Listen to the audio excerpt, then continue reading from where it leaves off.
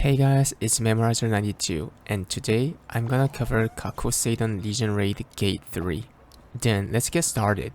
For the battle item, first you want Whirlwind Grenade for a stagger gimmicks. Secret Bomb since it cures partymate who got feared or stunned from the boss's pattern. And pick either one from Panacea, Time Stop, and Swiftness Rope. The reason for Panacea is because the boss does lots of attacks that burns you. The status conditions can be cured from clean skills or purify rune as well. Time Stop can save you when you are in trouble. Swiftness Robe is good for slow players in a specific gimmick that I will tell you later. Another thing you have to prepare is you need to decide who will go to which Mario game, because in Gate 3, all 4 people have to play a 2D paper game called Mario Game. There are 4 Mario games, 1st, 2nd, 3rd, and 4th. The higher the number is, the harder it is to play. One person can only do one Mario game. For the sidereal, all 3 can be used in a specific situation. I will describe them as I move on. When the raid starts, you will see Kakul-saydon that have 180 HP bar, and you can see a mayhem gauge beneath your character just like I said in Gate 1 and Gate 2 guide. Unlike Gate 1 and Gate 2, in Gate 3, there are some gimmicks when players need to fill up the gauge and turn into a clown. Let's go over to the major gimmicks first. Around 155 HP bar, the boss draws a magic circle on the field, and the clown mob comes out that flamethrowers. The first Mario game player has to max up the gauge by getting hit by the flamethrower, because after around 10 seconds, a flame pillar comes out from the center for a few seconds, and first Mario player has to go into the pillar as a clown. This is when that player goes into the first Mario game. If you get hit by the pillar not as a clown, then you will most likely die. After the Mario gamer goes in, other people have to kill the mob. Make sure to throw the Q skill on the clown mob before you go in, since it decreases the mob's armor.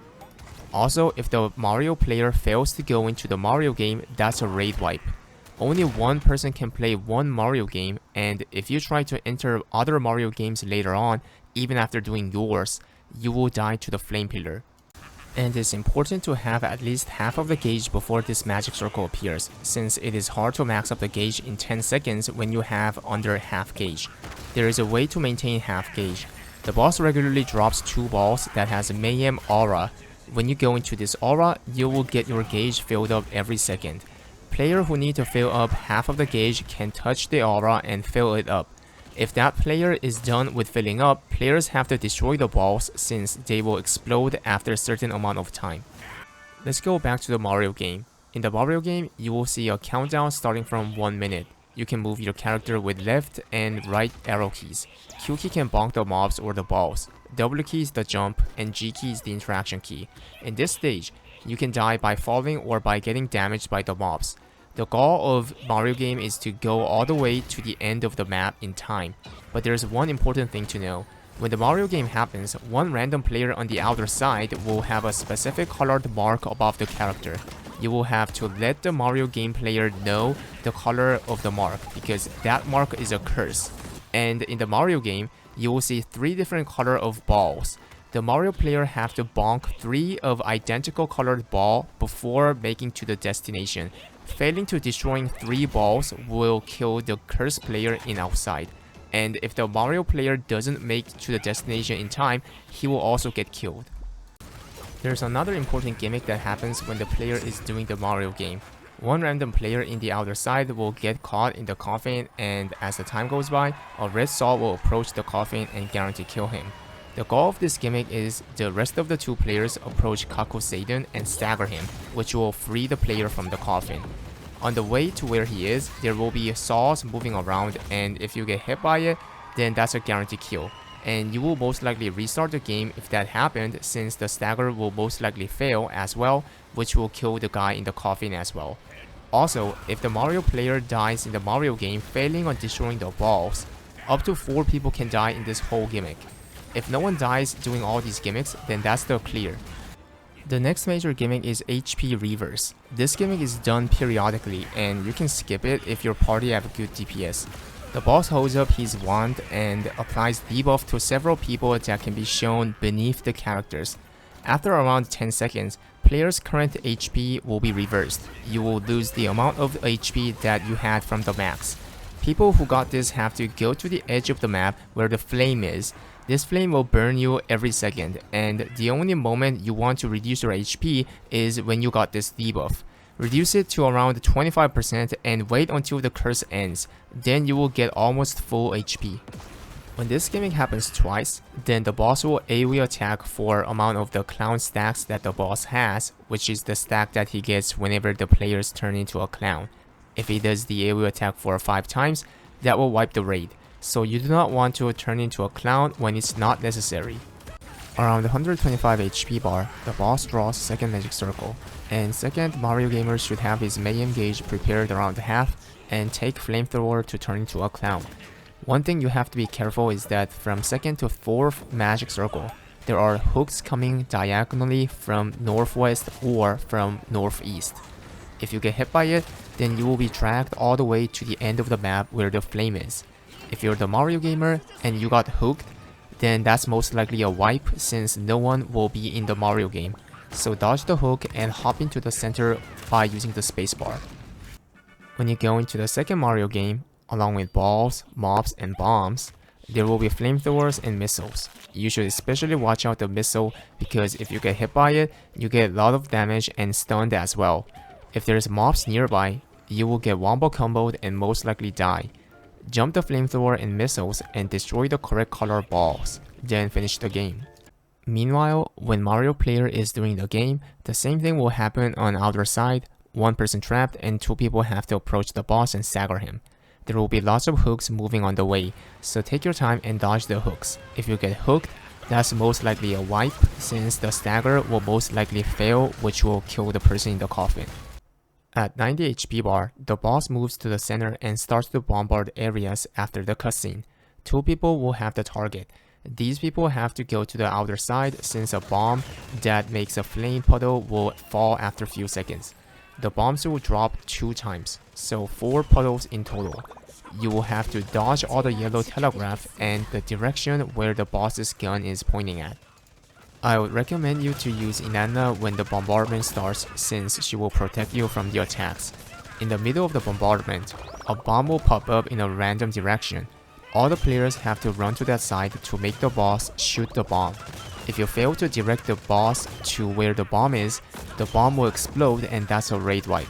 The bomb will pop up 2 times, and the second one will always pop up from the opposite side of the first bomb.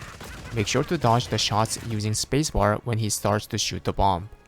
After all the bombardment, all players should go to the edge of any direction and start to run to same direction, because 4 targets will follow each of the players. Dodge the bombardments and keep the distance from the target since the target will instantly kill you if you get hit by it. For those who have slow movement speed, I would recommend using Swiftness Robe. If all people survive until the target disappears, that's the clear. Around 80 HP bar, the boss draws 3rd magic circle. The 3rd Mario gamer should have half gauge prepared. Dodge the hooks and turn into a clown for the game. 3rd Mario will be much harder than previous Marios. It has 2 stages to be cleared and there will be lots of obstacles that will disturb you. There is a link in the description where you can see the all Mario games, so you can refer to that. Meanwhile, on the outer side, 2 players have to approach the boss to stagger. There will be both saws and hooks on the way. Dodge them and stagger the boss. Around 55 HP bar, the boss draws 4th magic circle. The 4th Mario gamer should have half gauge prepared. Dodge the hooks and turn into a clown for the game. 4th Mario will have wide stage of having dimension between 2D and 3D. There will be 4 identical color balls and you just have to destroy 3 of them. So first thing you have to do is to spot all 3 correct color balls from the start. Dodge the obstacles, destroy all the balls, and get to the destination. Meanwhile, on the other side, 2 players have to approach the boss to stagger. There will be saws and hooks on the way. If you reach where the boss is, you will see 2 levers, one above the boss and one below the boss. These levers should be pulled to stagger the boss. Even failing a single lever will not allow you to stagger. Players should touch the lever each. If they do, then you have to do keyboard pattern and press G key to pull the lever. Make sure both of the levers are pulled. Then stagger the boss to save the player in the coffin. If you didn't use Inanna on 90 HP bar, and if one person is dead or hooked, you can stagger the boss by using Way after pulling only one lever. Now the normal patterns. Most of the normal patterns are same or similar with gate 1, so I will go over the new ones. Laser. The boss swipes the laser on the front in a cone shape that fears the players. You can use the sacred bomb on the player who got feared. Thunder Strike. The boss disappears and strikes thunder with cross attack that shocks you. He does this for 3 times in a row, and at the end, he will do a large AoE attack. Now let's go over to the next stage. When you take down the boss in gate 3, then that's not a clear. He will drag the players into the new stage having 77 HP bar, and you will have full gauge of Sidereal.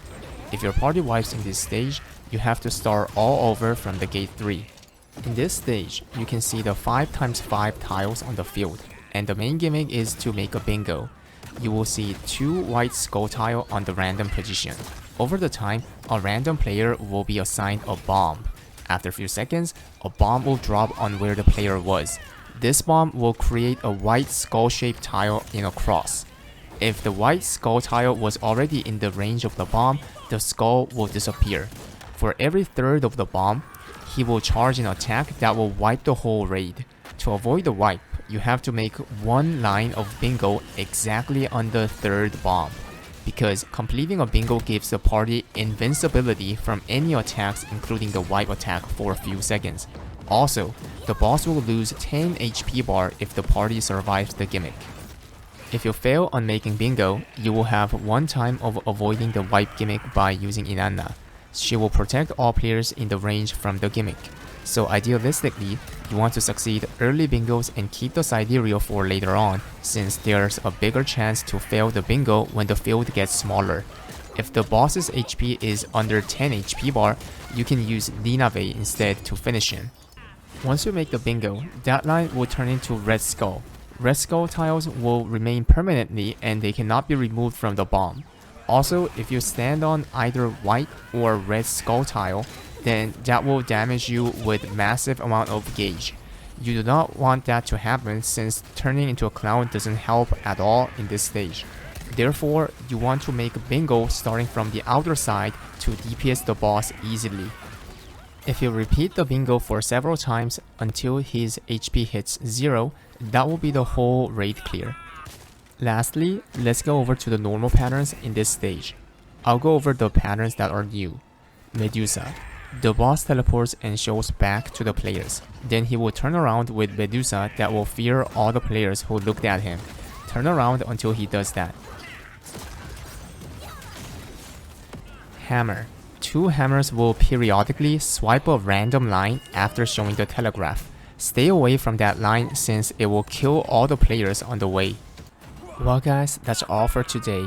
Thanks for watching and hit the sub if you liked it. Then see you guys in the next video. Bye bye.